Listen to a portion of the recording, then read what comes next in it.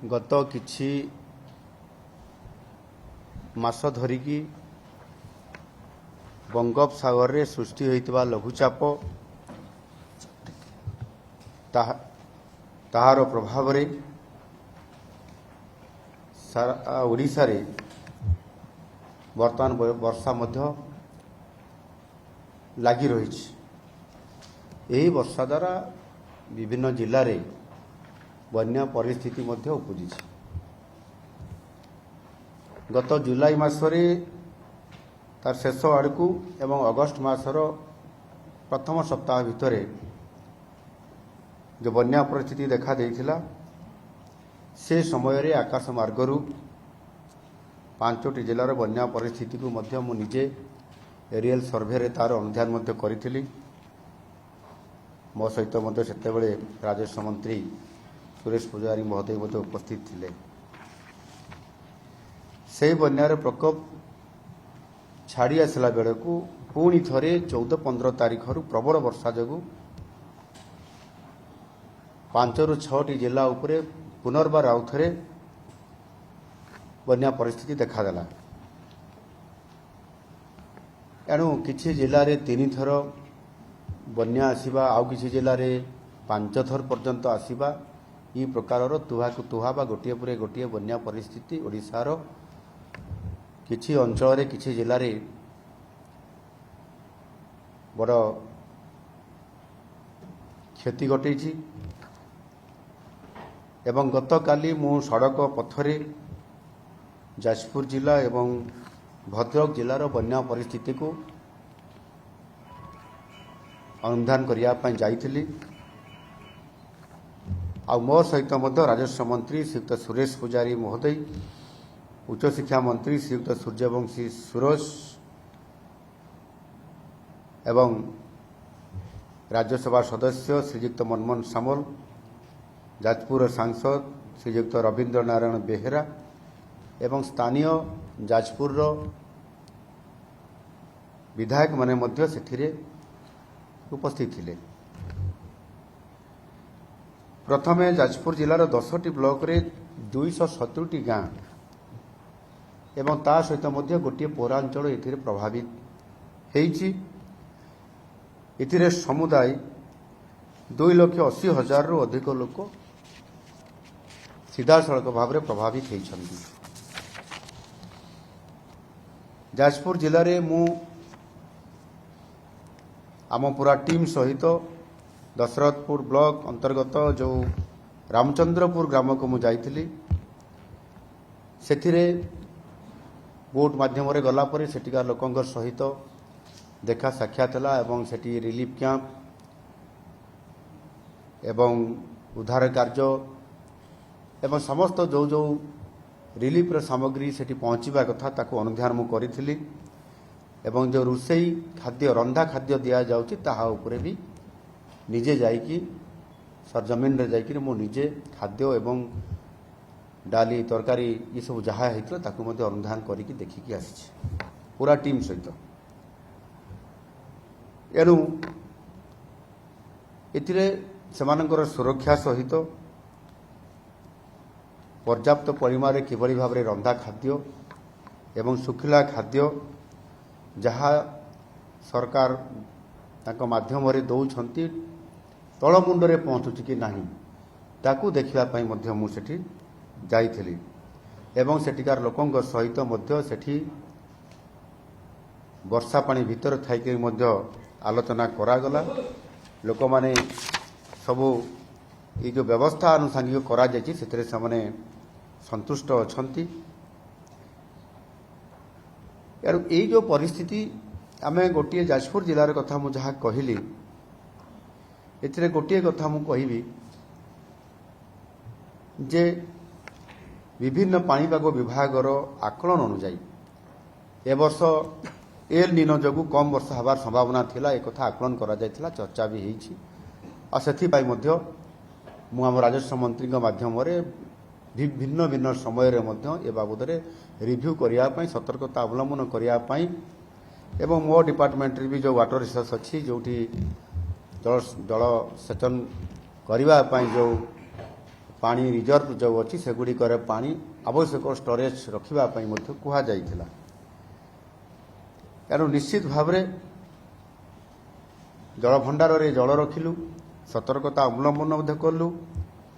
ଆଉ ଯଦି ଆମେ ସମୁଦାୟକୁ ଦେଖିବା ଜୁନ, ଜୁଲାଇ, ଅଗଷ୍ଟ ଏଇ 3 ମାସରେ କେତେ ବର୍ଷା ଆମ ଓଡ଼ିଶାରେ ବର୍ଷା ହେଇଛି, ସେଥିରେ ଯାହା ହିସାବ କରି ଦେଖାଗଲା ଯେ ସେଥିରେ 1100 ମିଲିମିଟରରୁ ଅଧିକ ବର୍ଷା ହେଇଛି, ଯାହାକି ଭାରତ ବର୍ଷରେ ସବୁଠାରୁ ଆମ ରାଜ୍ୟରେ ଢେର ଅଧିକ।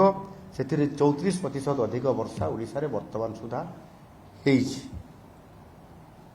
ଇଏ ପରିସ୍ଥିତି ଆଗରୁ ଅର୍ଥାତ୍ ଯଦି ଆମେ 25 ବର୍ଷକୁ ହିସାବକୁ ନେବା ସର୍ଟ ଟର୍ମରେ, ତାହେଲେ ଇଏ ସବୁଠାରୁ ଅଧିକ ବର୍ଷା ହେଇଛି।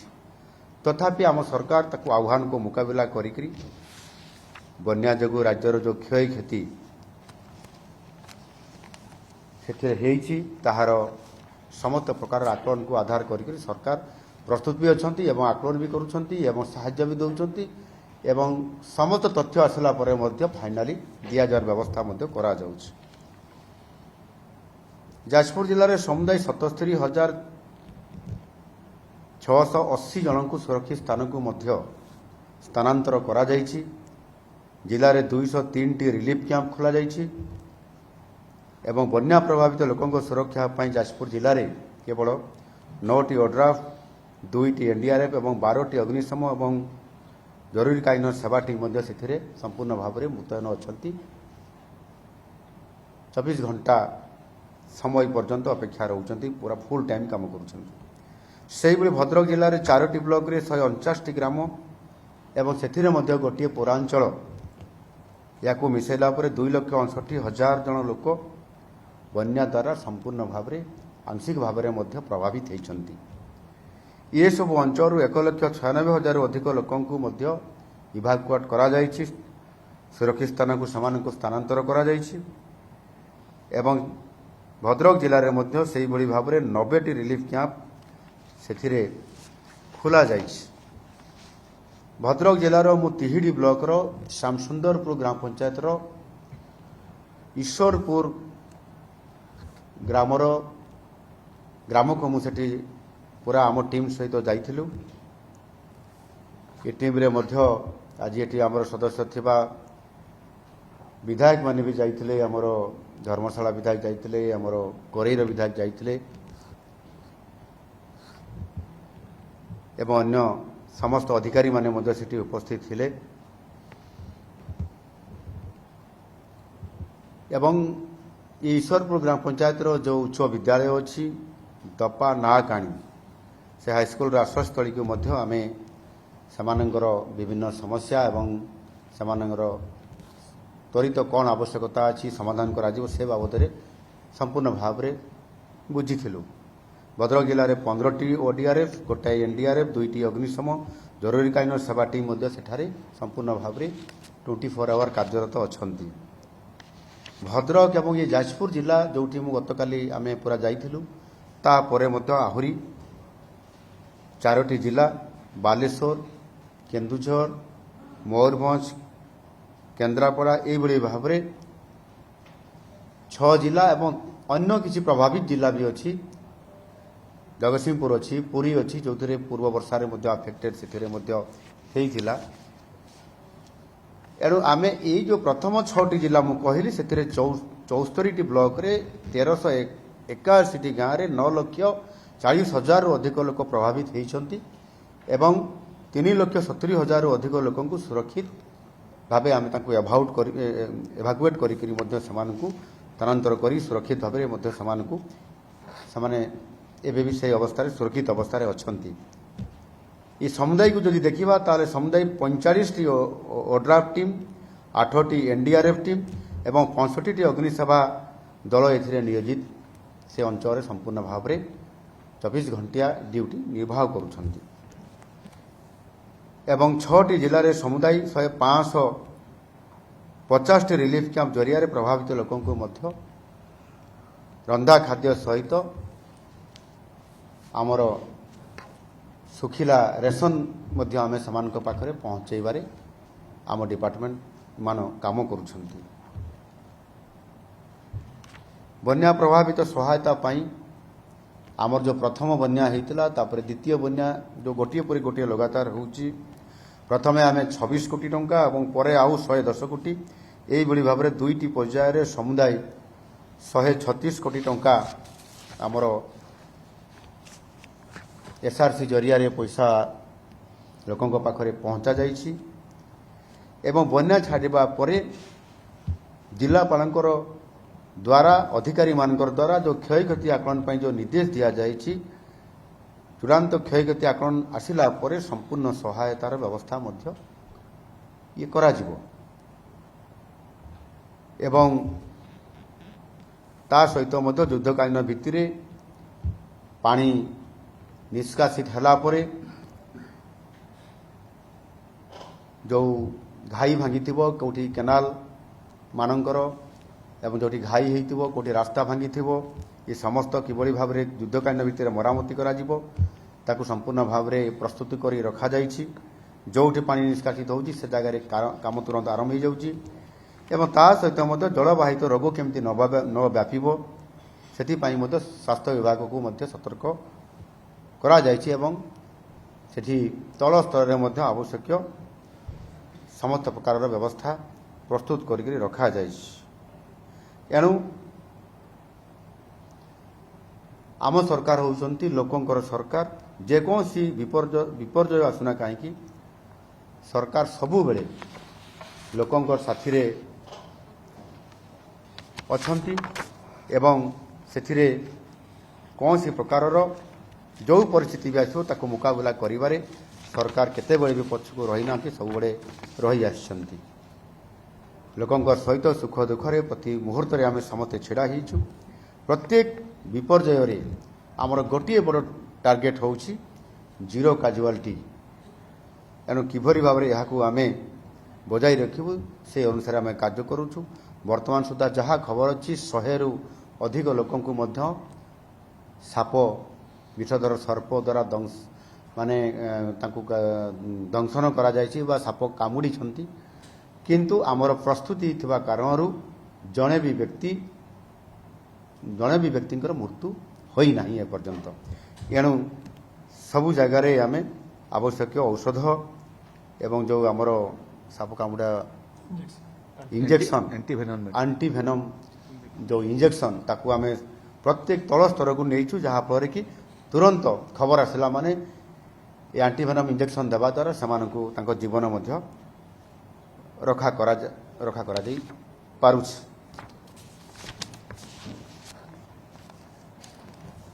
ଚଳିତ ବନ୍ୟାର ମୁକାବିଲା ପାଇଁ ଆମେ ସ୍ୱତନ୍ତ୍ର ଭାବରେ ସବୁ ସ୍ତରକୁ ବିଚାରକୁ ନେଇ ଆଗରୁ ଏରିଆଲ ସର୍ଭେ ଏବଂ ଅଧିକାରୀମାନଙ୍କର ଦ୍ୱାରା ଏରିଆରେ ସରଜମିନ ତଦନ୍ତ କରିବା, ଆକଳନ କରିବା, ପରବର୍ତ୍ତୀ ପର୍ଯ୍ୟାୟରେ ପୁଣି ବନ୍ୟା ଆସିବା ତାହାର ଆକଳନ କରିବା, ପରବର୍ତ୍ତୀ ବନ୍ୟା ପୁଣି ଆଉ ଥରେ ଏବେ ଆସିଛି ଯେଉଁଟା ଆଉ କିଛି ଜିଲ୍ଲାରେ ତ 5 ଥର ହେଲାଣି। ଇଏ ସମସ୍ତ କଥାକୁ ତର୍ଜମା କଲା ପରେ ଆଜି ମଧ୍ୟ ସମସ୍ତ ବିଭାଗୀୟ ଅଧିକାରୀମାନଙ୍କର ସହିତ ବସି ଆଲୋଚନା କରାଯିବା। ନିଜେ ଚିଫ୍ ସେକ୍ରେଟାରୀ ବି ଉପସ୍ଥିତ ଥିଲେ, ରାଜସ୍ୱ ମନ୍ତ୍ରୀ ଥିଲେ, ଉଚ୍ଚଶିକ୍ଷା ମନ୍ତ୍ରୀ ଥିଲେ, ଆମ ରାଜ୍ୟସଭା ସାଂସଦ ଥିଲେ। ଆମେ ସମସ୍ତେ ବହୁ ସମୟ ଧରିକରି ଅଧିକାରୀମାନଙ୍କ ସହିତ ତର୍ଜମା କଲା ପରେ ଆମେ ସେଥିରେ ଏ ଚଳିତ ବନ୍ୟାର ମୁକାବିଲା କରିବା ପାଇଁ 1000 କୋଟି ଟଙ୍କାର 10 ସୂତ୍ରୀ ସ୍ୱତନ୍ତ୍ର ପ୍ୟାକେଜ ମୁଁ ଆଜି ଘୋଷଣା କରିବା ପାଇଁ ଯାଉଛି। ପ୍ରଥମ, ବନ୍ୟା ପ୍ରଭାବିତ ଚାଷୀମାନଙ୍କୁ କୃଷି ଇନପୁଟ୍ ସବସିଡି ବାବଦକୁ ସରକାରଙ୍କର ପକ୍ଷରୁ ସହାୟତା ପ୍ରଦାନ କରାଯିବ। ଏଥିରେ 33% ଓ ତାଠାରୁ ଅଧିକ ଫସଲ କ୍ଷତି ହୋଇଥିବା କ୍ଷୁଦ୍ର ଏବଂ ନାମମାତ୍ର ଚାଷୀ ତାଙ୍କୁ ପ୍ରଥମରେ ଅଣ ଜଳସେଚିତ ଅଞ୍ଚଳରେ ହେକ୍ଟର ପିଛା 8500 ଟଙ୍କା ପ୍ରଦାନ କରାଯିବ ଏବଂ ଜଳସେଚିତ ଅଞ୍ଚଳରେ ହେକ୍ଟର ପିଛା 17000 ଟଙ୍କା ପ୍ରଦାନ କରାଯିବ ଏବଂ ସମସ୍ତ ପ୍ରକାରର ବାରମାସୀ ଫସଲ ପାଇଁ ବିଭିନ୍ନ ପ୍ରକାର ଯେଉଁ ବାରମାସୀ ଯେଉଁ ବିବିଧ ଫସଲ ଯେଉଁମାନେ କରୁଛନ୍ତି पनीपरिबा हो एवं इत्यादि इत्यादि ये समस्त पाई मध्य हेक्टर पिछा 22,500 टंकार कृषि इनपुट सब्सिडी एथिरे प्रदान करा जिवो। द्वितीय क्षतिगत चाषी मानंकु विभिन्न प्रजातिर धान और अणधान कहले यथा गोटे उदाहरण देले बिरी ये वर्षा दिन फसल पर परवर्ती फसल जो बिरी आसे ये बिहन किनिबा निमंते आर्थिक सहायता डीबीटी माध्यम रे प्रदान करा जिवो। एवं सरकार तरफ सरकारी और घरोई व्यवस्था माध्यम रे आवश्यक बिहन मध्य चाषी मानंकु किनिबा पाई मध्य उपलब्ध करा जिवो। सेमानकु जो डीबीटी माध्यम रे सीधा सड़क आर्थिक तांको सहायता दिया जिवो। सेथिरे सरकारी बिहन बाछिकरी भी से कौ समय रे कौ एरिया रे केते दिन भीतर चाष हम चाषी अधिक ज्ञानी एवं से तार अनुभव अच्छी से आम डीबीटी माध्यम रे बिहन पाई ताकू आम आर्थिक सहायता देवा सहित आमे मध्य सरकार के तरफ जो बिहन मान आम रखीछु ताहा मध्य तांको पाखरे बा से अंचल उपलब्ध करा जिवो। सी प्राइवेट रू भी नहीं पारिबो सरकारी स्तर नहीं पारिबो चाषी तार इच्छा अनुसार जोटा ताकू सुविधा हबो कोउटा करले पुनर्बार चाषी तार जेतिकी आशा रखिथिबो ए वर्षर क्षति न होइकरी मु सेतिकी भरणा करि परिबि चाषरे तार से आधार रे मते से करि परिबो ये कथा को सरकार निष्पत्ति करैकरी चाषींकर सुविधा पाई ताकू पर्याप्त प्रकारर सहयोग देबा पाई मनस्थ करिसंती। तृतीय क्षतिग्रस्त चाषी मानंकु मागणारे पनीपरिबा मिनी किट मध्य प्रदान करा जिवो। बन्या परवर्ती रोग पोक परिचालना पाई क्षतिग्रस्त चाषी मानंकु एथिरे 75% पर्यंत सब्सिडी प्रदान करा जिवो। चतुर्थ क्षतिग्रस्त उठा जलसेचन पॉइंट गुड़ी को युद्धकालीन भित्तिरे मरामती करा जिबा पाई आर्थिक सहायता एथिरे प्रदान करा जिवो। ता सहित मध्य कोठी जदि बड़ नदीबंध द्वारा संलग्न होइतबा कौनसी केनाल जदि घाई सृष्टि होइतबो एवं जहाँ भी जलसेचन पाई जो परिस्थिति तैयारी होइतबो जोटी अभाव परिलक्षित हबो ताकू ये रिलीफ भितर अंतर्भुक्त करा जाय युद्धकालीन भितर ताहार मरामती करी ताकू सचलक्षम करिया पाई मध्य संपूर्ण भाव में चेष्टा करा जिवो। पंचम प्राणी संपद क्षतिर भरणा पाई आर्थिक सहायता प्रदान करा जिवो। यह व्यतीत नष्ट हो जाइथिबा डंगा जालो पोखरी इत्यादि पाई मध्य आर्थिक सहायता प्रदान करा जिवो। इच्छुक चाषींकर स्वल्प म्यादी खरीफ कृषि ऋण को मध्यम अवधि कृषि ऋण रे ये परिणत करा जिवो। सप्तम हस्तशिल्प और हस्ततंत्र क्षेत्र में क्षतिग्रस्त उपकरण किंबा जंत्रपाति किनिबा पाई 5,000 टंका एवं कंचामाल और प्रस्तुत सामग्री जदि क्षति होइतिबो ता पाई 5,000 टंका मध्य सहायता प्रदान करा जिवो। अष्टम बन्यारे क्षतिग्रस्त होइतिबा रास्ता घाटर सामयिक मरामती युद्धकालीन भित्तिरे ये करा जिवो। पानी कमिगला परे